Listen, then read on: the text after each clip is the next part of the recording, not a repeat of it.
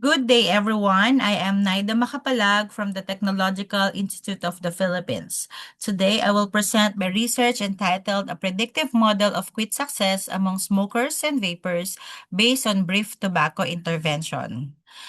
This study explores how predictive analytics can support cessation by identifying individuals who are more or less likely to successfully quit smoking or vaping after receiving a brief tobacco intervention, or what we call BTI.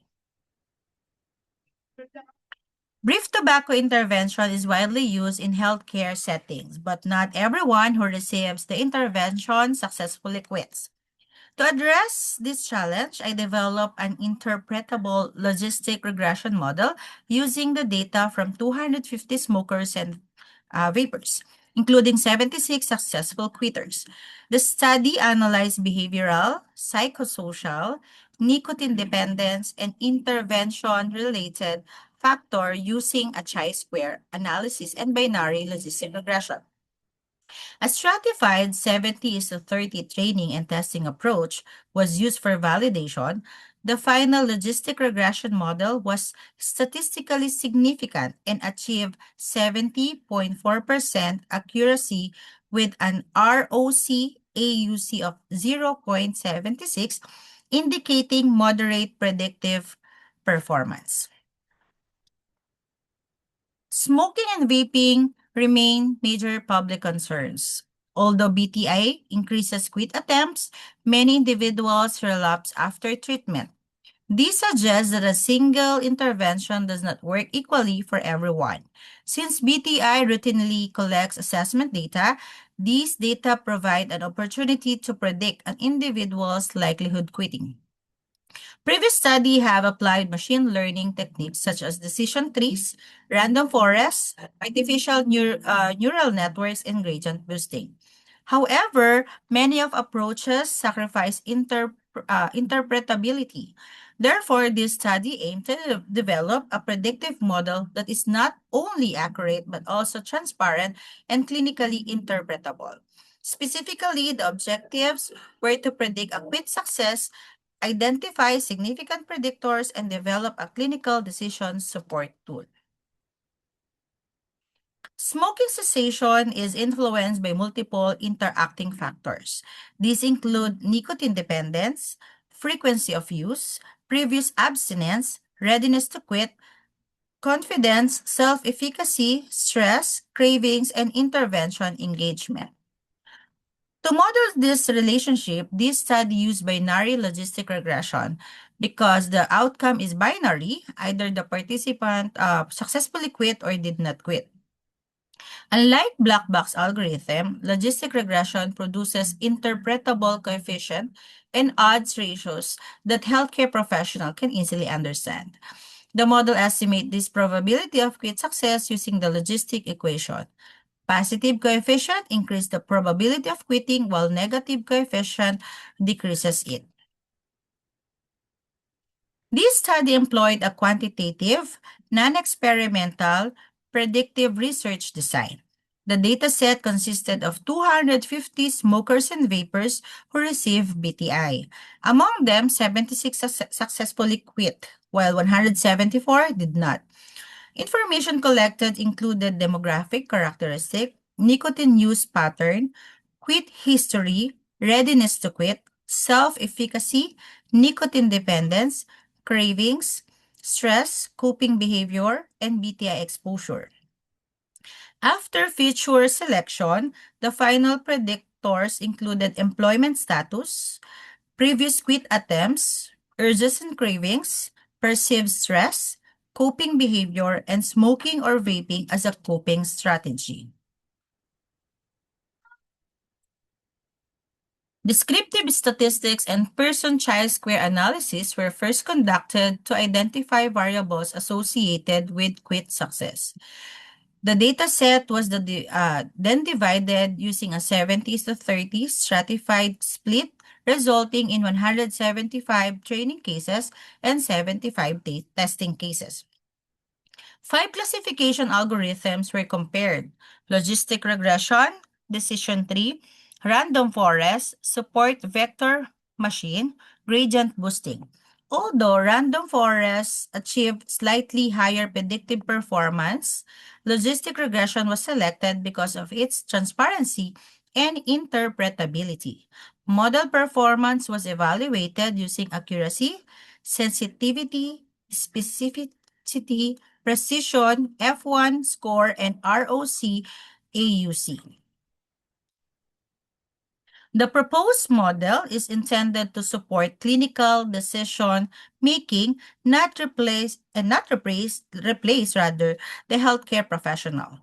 Patients predicted to have lower quit probability should receive more intensive counseling and follow-up, rather than reduce access to treatment. The system should use anonymized data, role-based access control, and continuous monitoring to ensure fairness across demographic groups. This approach promotes equitable and evidence-based tobacco cessation service. The chi-square analysis is identifies several variables significantly associated with quit success. Higher quit success was observed among participants with lower nicotine dependence, lower daily consumption, longer previous abstinence, higher self-efficacy, lower perceived stress, and greater exposure to brief tobacco intervention. Interestingly, the type of nicotine product, whether cigarette, vape, or dual use, was not significantly associated with quitting. This finding guided the selection of variables for the predictive model. After adjusting for multiple variables simultaneously, several predictors remained significant. These included employment status, previous quit attempts, urges and cravings, perceived stress, and smoking or vaping as a coping behavior. Positive coefficient indicate higher odds of quitting, while negative coefficient indicate reduces probability. Together, these predictors from the final logistic regression equation used by the prediction calculator.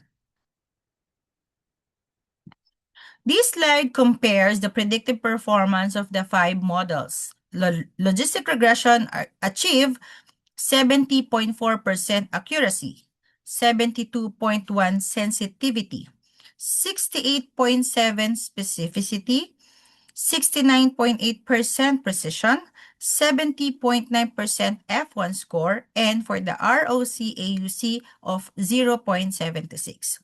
Random forest achieves slightly higher accuracy and AUC.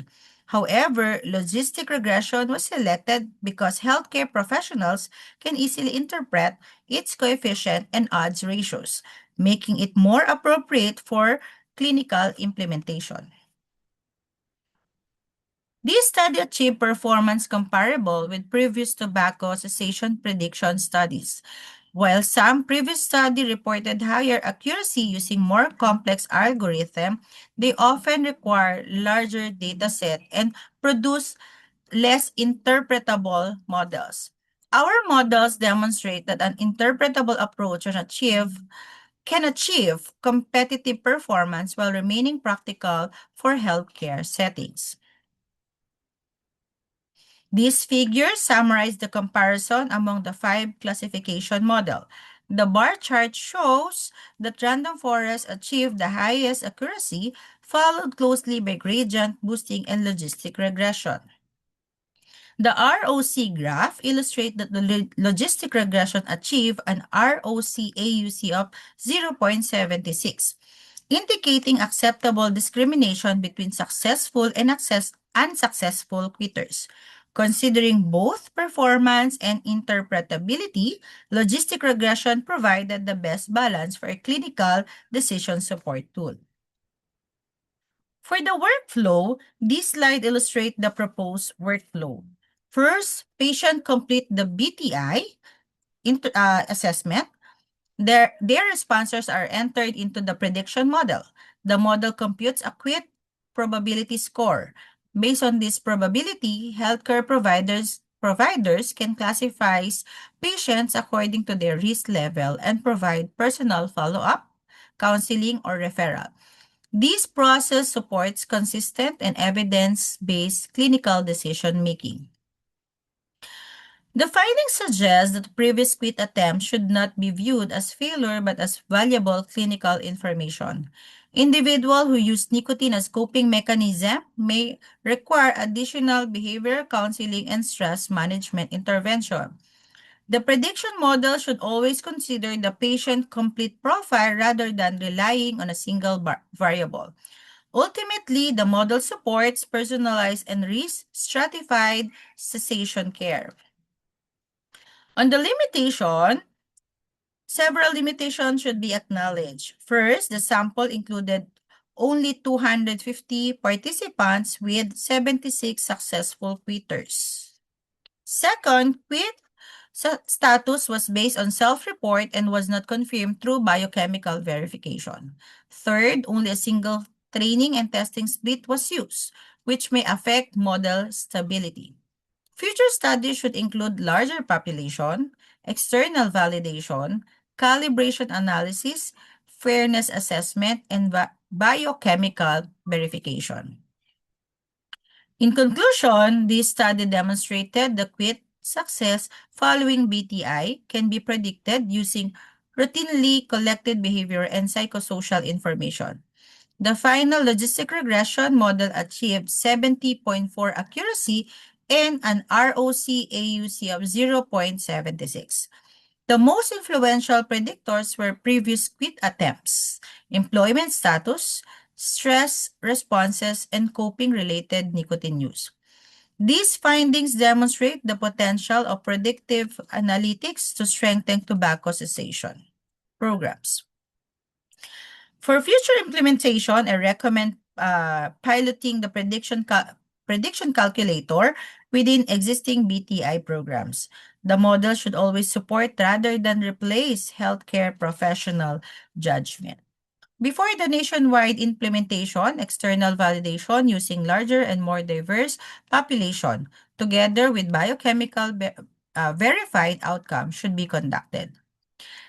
That concludes my presentation. Thank you so much for your time and attention.